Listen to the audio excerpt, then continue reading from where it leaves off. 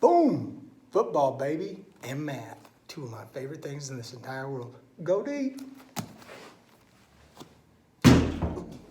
All right, so we're talking football and math. Two of my favorite things in this entire world. So if you are not familiar with what fantasy football is, basically it's a game that a lot of people, it's very, very popular. A lot of people play fantasy football. They pick their players. They can choose players from any team in the NFL, and they create a roster.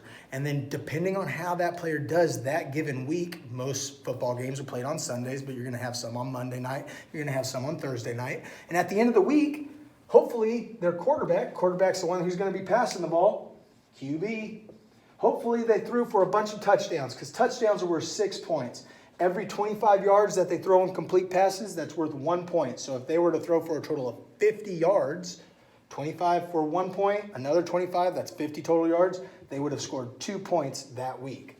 If they throw an interception, it's -2 points. You lose points on your team. Okay, rushers. Okay, those are going to be our running backs. Those are the guys that get the ball handed to them and they run. They're the bruisers. They go right through the trenches. If they run for a touchdown, that's 6 points. Every 10 yards they run, they're going to gain another point for their team. So if a guy runs for 67 yards, he did a total of 60 yards. He didn't quite reach 70, so he would end up getting 6 points. 10 yards is worth 1 point. 60 is worth 6. The extra 7, he'd need 3 more to bump it up to a 7. Okay? Receiving yards. Okay? Actually, let's clarify something. 67 yards, I bet they actually end up giving you 6.7. If I remember correctly, it's been a few years since I played fantasy football, but yeah, I think it'd come out to 6.7 is what you'd get. So you're going to have decimals within your solutions. Okay? And then we got receiving yards, touchdown receptions. So if you're a receiver, okay, you're running the pass, go boom, catch, touchdown, you scored for your team, you received the touchdown. So you scored 6 points if your receiver scores a touchdown.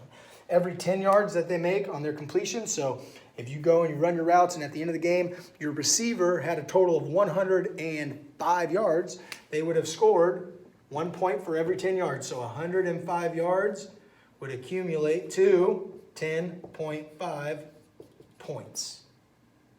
Okay? So you're going to want to go over this with your students at first, explain how they're going to come up with these values, and then give them a scenario. The best thing that I've found works, tell a kid, specifically a kid you know is going to watch football that weekend, say pick a game, watch the game, and I want you to pick one of the quarterbacks, either choose the quarterback from this team or from that team, pick one of the running backs, and then pick a receiver.